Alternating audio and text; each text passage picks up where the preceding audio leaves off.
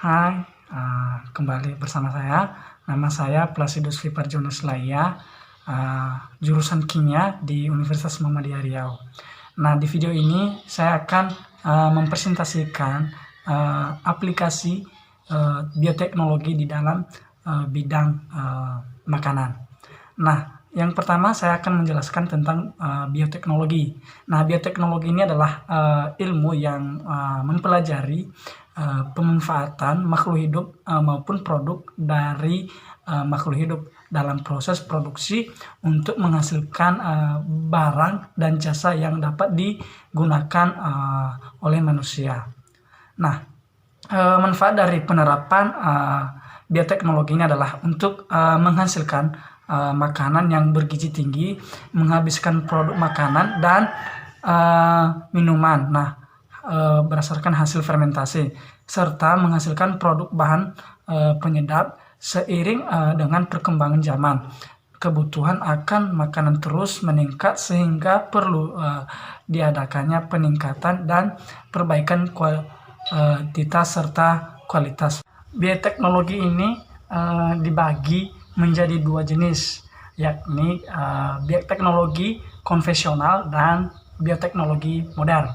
Nah, produk dari bioteknologi konvensional ini terdiri dari kecap, keju, yogurt, kefir, nata, tape, dan tempe.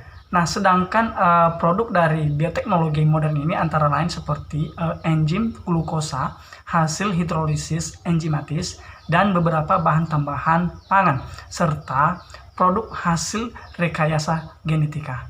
Bioteknologi yang sedang berkembang saat ini adalah bioteknologi modern dengan menggunakan teknologi rekombinasi DNA dengan teknik tertentu untuk memotong, menyisipkan maupun menyusun kembali fragmen-fragmen dari DNA.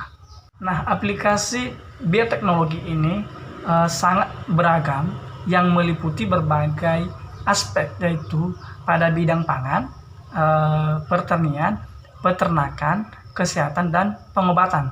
Nah, aplikasi dari bioteknologi ini banyak menggunakan bantuan dari mikroorganisme. Nah, mikroorganisme ini merupakan makhluk hidup yang memiliki ukuran yang sangat kecil. Nah, mikroorganisme ada yang hanya terdiri dari sel tunggal atau uniseluler maupun bersel banyak atau multiseluler. Setiap sel memiliki kemampuan untuk mengalami pertumbuhan, memperbanyak diri, dan menghasilkan energi. Nah, mikroorganisme ini berinteraksi dengan sesama mikroorganisme maupun dengan organisme lainnya yang kemudian akan memberikan efek yang beraneka ragam, baik menguntungkan maupun merugikan. Nah, dalam pembahasan mikrobiologi, kedokteran maupun fitopatologi, beberapa mikroorganisme dapat menjadi penyebab adanya suatu penyakit dan menjadi patogen di dalam kehidupan.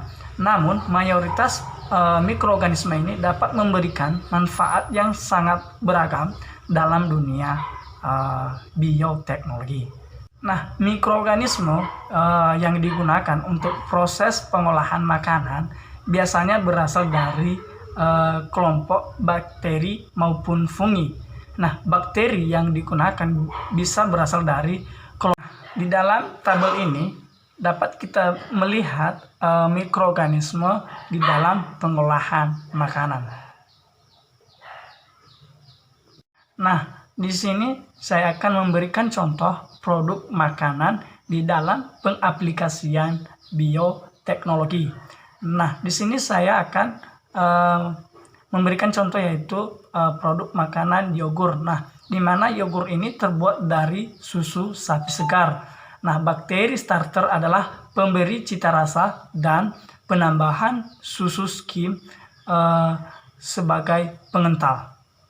Nah, bakteri yang digunakan dalam pembuatan yogurt ini adalah kelompok bakteri asam laktat, Lactobacillus bulgaricus, dan Streptococcus thermophilus, yang merupakan bakteri asam laktat yang paling banyak digunakan di dalam industri makanan, terutama dalam budaya starter untuk industri susu.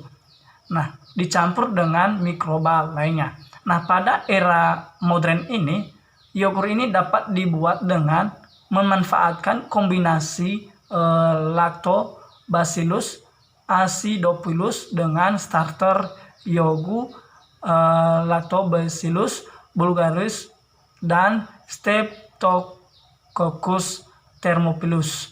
Nah, seringkali dalam pembuatannya juga ditambahkan bakteri probiotik lainnya yang menguntungkan dan berguna untuk membantu proses metabolisme. Pembuatan yogurt ini dimulai dengan pertumbuhan bakteri Streptococcus thermophilus yang memfermentasi laktosa menjadi CO2 dan asam laktat sehingga menyebabkan suasana menjadi asam. Nah, kondisi ini dapat merangsang pertumbuhan Lactobacillus bulgaricus dan Lactobacillus acidophilus serta menghambat pertumbuhan bakteri patogen yang tidak tahan hidup di lingkungan asam Lactobacillus acidophilus. Ini dapat memanfaatkan laktosa dan sukrosa untuk aktivitas metabolisme. Nah, Lactobacillus bulgaricus berperan untuk menghasilkan aroma yang khas, sedangkan Streptococcus thermophilus berperan untuk menghasilkan yogurt.